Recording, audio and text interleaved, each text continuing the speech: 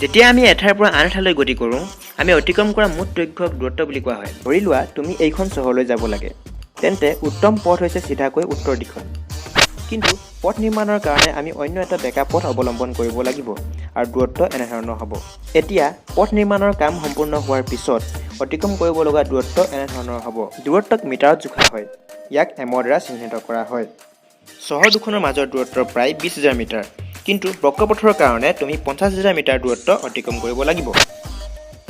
আমি সকলোৱে ডাঙৰ সংখ্যা ভাল নাপাওঁ, সেইবাবে আমি সদায় জানিব লাগে 1 কিলোমিটাৰ সমান 1000 মিটাৰ।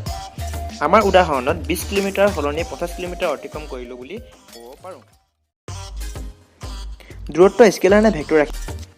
যদি তুমি কোৱা কোনোবা এজন যদি এই বিন্দুৰ পৰা 20 কিলোমিটাৰ দূৰত্ব অতিক্ৰম কৰে, তেতিয়া আমি সঠিককৈ ক'ব নোৱাৰিম কোন ঠাইত তেওঁ অৱস্থিত হ'বগৈ। হয়তো ইয়াত, হয়তো তাত, বা বৃত্তীয় পথ অৱলম্বন কৰি তাৰ কোনো বিন্দুত অৱস্থিত হ'ল। যিহেতু ই কোনো নিৰ্দিষ্ট দিশ ধাৰ্য কৰা নাই, সেইকাৰণে ই এটা স্কেলাৰ ৰাশি।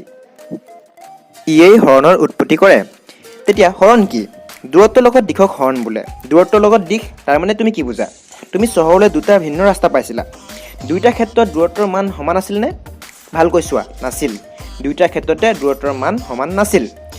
বক্ৰপথেৰে অতিক্ৰম কৰা দূৰত্ব চিধা পথৰ দূৰত্বতকৈ বেছি।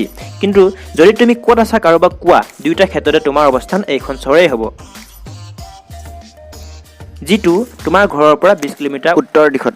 দুয়োটা ক্ষেত্ৰত হৰণ সমান। উত্তৰ দিশত 20 কিলোমিটাৰ অতিক্ৰম কৰিলা। উত্তৰে দিশ বুজাইছে আৰু যিহেতু দিশ ধাৰ্য কৰা হৈছে, সেইকাৰণে হৰণ এটা ভেক্টৰ ৰাশি। এতিয়া এইটো উদাহৰণ লৈ চোৱা। এজন শিক্ষকে ছাত্ৰজনক অলপ সময়ৰ কাৰণে একে ঠাইতে ৰৈ থাকিবলৈ অনুমতি দি আঁতৰি যায়। ছাত্ৰজনে বিদ্যালয়ৰ চাৰিওকাষ ফুৰি আহি আগৰ ঠাইতে ৰৈ থাকে। শিক্ষকে আহি ছাত্ৰজনক আগৰ অৱস্থাত দেখা পায়। কিছু সময়ৰ আগত ছাত্ৰজন ক'ত আছিল শিক্ষকজনে পৰ্যবেক্ষণ নকৰিলে। শিক্ষকজনে ধাৰণা কৰিলে যে ছাত্ৰজনে গতি কৰা নাই। শিক্ষকৰ মতে দূৰত্ব আৰু হৰণ দুয়োটাই শূন্য, কিন্তু ছাত্ৰজন অতিক্ৰম কৰিলে কেৱল হৰণহে শূন্য। যদি সৰলৰেখাত দূৰত্ব অতিক্ৰম কৰা হয়, তেতিয়া হৰণ আৰু দূৰত্বৰ মান সমান হয়, কিন্তু হৰণৰ ক্ষেত্ৰত দিশ জড়িত হয়।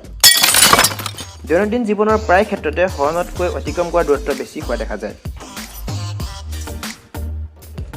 যেতিয়া যাত্ৰীসকলে টেক্সিৰে যাত্ৰা কৰে, টেক্সি চালকে কিহৰ আধাৰত ভাড়া সংগ্ৰহ কৰে? দূৰত্ব নে হৰণ?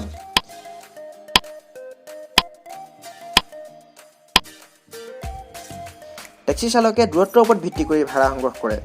যদি তুমি ওচৰৰ এখন চহৰলৈ যাত্ৰা কৰা আৰু এখন টেক্সিৰে পুনৰ ঘূৰি আহা, তেতিয়া টেক্সিৰ মিটাৰে তোমাৰ মুঠ অতিক্ৰম কৰা দূৰত্বৰ ওপৰত ভিত্তি কৰি ভাড়া দেখুৱাব।